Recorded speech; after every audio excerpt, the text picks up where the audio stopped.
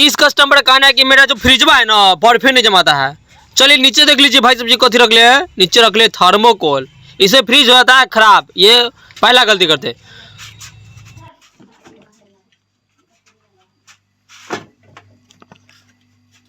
जब अंदर खोले तो अंदर का नजारा देख लीजिए, कहाँ बोतल रख ले, पानी वाला ट्रे में बोतल रख ले, यहाँ पर तो भाई बोतल रखाता नहीं है।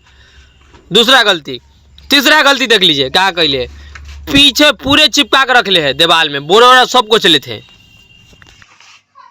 जब इनका हम सीरियल नंबर लेना भूल पड़ गए, आए तो देखे फ्रिजवा बंद कर दिए। फ्रिजवा बंद कर रखेंगे तो कहाँ से बर्फ जमेगा, बाकी कोच काच कर रख लेते, ऊपर से ढाक ढूक। ऐसा नहीं करना।